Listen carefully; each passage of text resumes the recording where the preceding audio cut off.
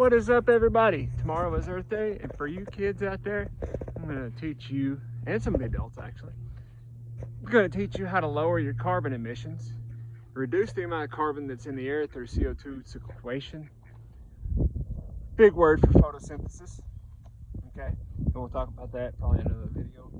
But in this one, I'm going to show you how to not only lower your carbon emissions through your vehicles. And I'm not talking about basically doing a vehicle change out parts and stuff like that, which you could do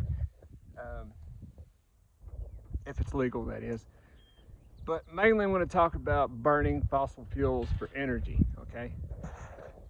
Now, what do I mean by energy? Basically the electricity in your house.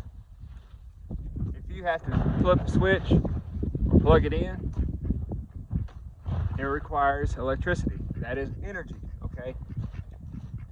And it mainly comes, actually all of it comes from some form of power grid, okay? Or power plant. Basically, it's just a building that produces electricity for you, okay?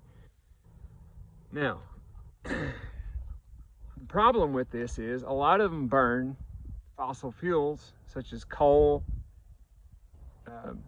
petroleum, or like gas or oil, and a lot of them burn just trash.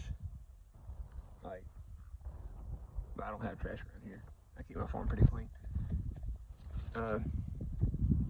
But like paper, plastic, you know, whatever trash they can collect, it's burned. Okay, and it's burned to produce electricity for your house. Now, the problem with this is the more electricity you use, the more that the power grid has to burn to supply that energy. And this creates a lot of CO2, carbon dioxide, or SO2, sulfur dioxide, and some other greenhouse gases. Now, this creates a problem for us. CO2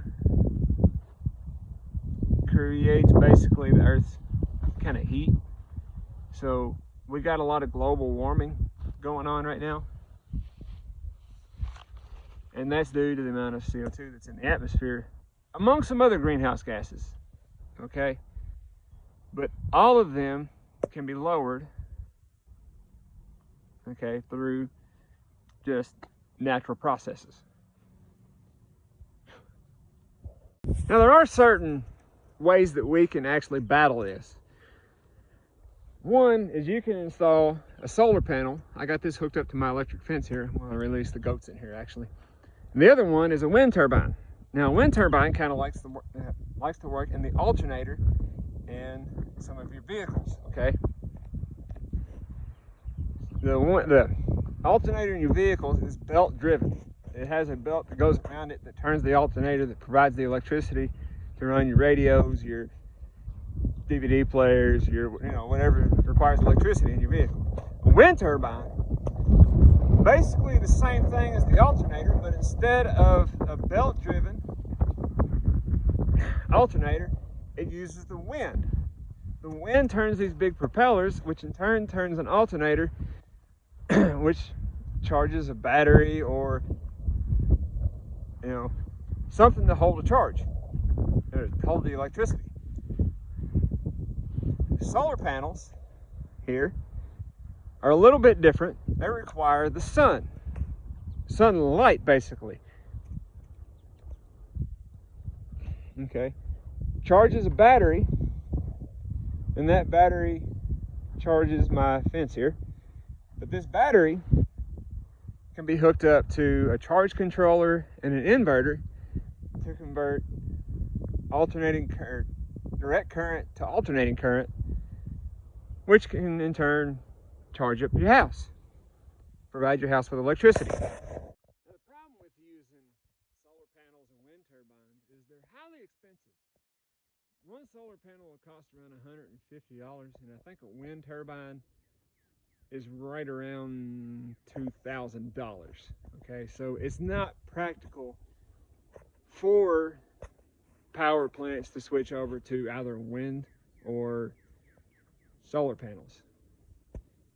Yeah, we could put them on our house, power our house, and put it back in the grid, but it's highly expensive. So in the meantime, we need to kind of find alternate fuels to power these power plants.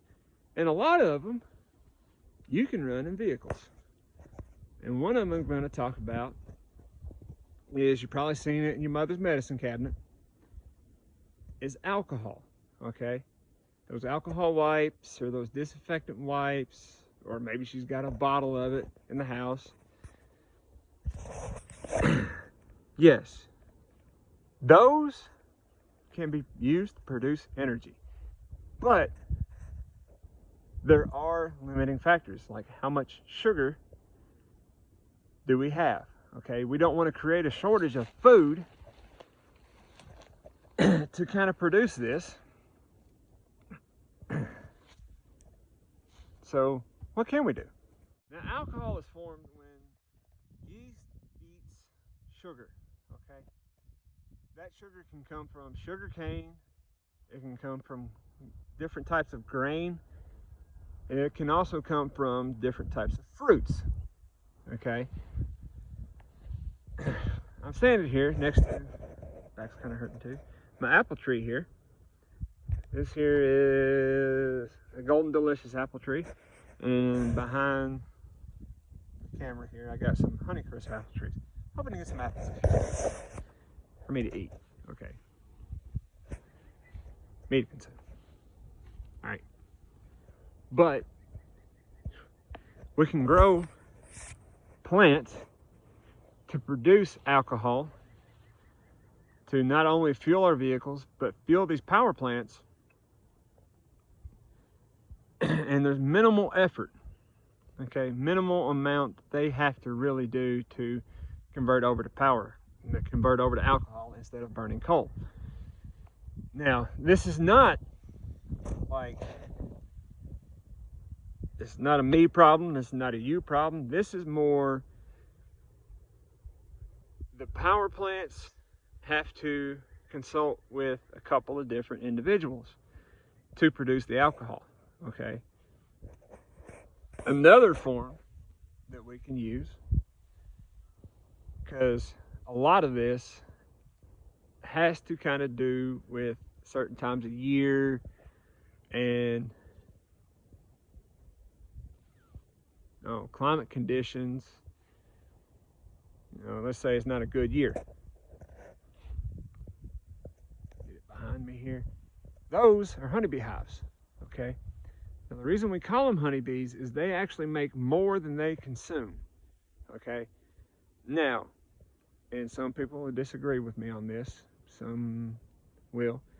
If you farm honeybees sustainably, okay, which means you leave enough honey in that hive for them to survive for the year,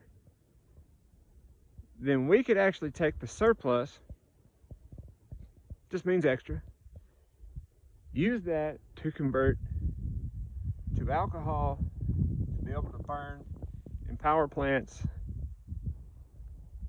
across the world to create electricity. Now, there's several different ways to create electricity. There's lots of different waste that could be either fermentable or compostable. There's a way that we could actually take all forms of food that we throw out, convert it to a burnable gas, and create a fertilizer that we could use on our farms.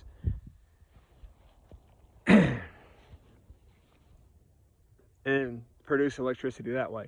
There's some cities actually doing it too, and I don't remember them all, but I do recommend that method. Now, that's all said and good if you got a gas powered engine or gas powered power plant. But what about diesel? Because you can't run diesel in alcohol. It's not good for it. Simple. This tree behind me here is a walnut tree, specifically a black walnut tree. What we can do is we can take the seeds from a black walnut tree. You can also take them from sunflowers, soybean, canola,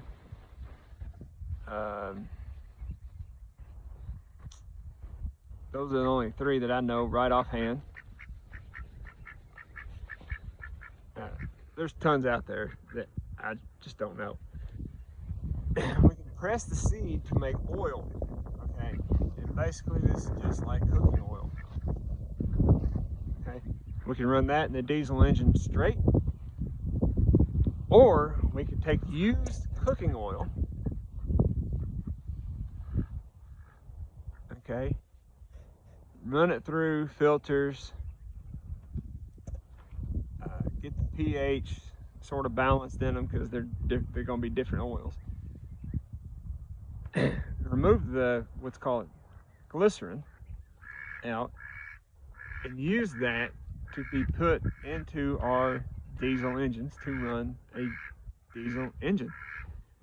Now, a lot of this requires a lot of time. Okay, and that's the main factor here. Time, let's say it's not a good year, or you didn't get a lot, you know, that's a factor. But all this can lower your CO2 emissions in your vehicles. If they use it in industrial power plants, they can lower their CO2 emissions. Okay, and you're creating more photosynthesis, which is removing a lot of the greenhouse gases out of the air to produce this. You know, plants take in CO2 and water and use the sunlight to give us alcohol. Now, give us oxygen, and basically sugars. Now there's a lot of carbon that is stored up in these, and I will talk about that in my next video of what we can do about that. That's it. I'll see y'all in another video.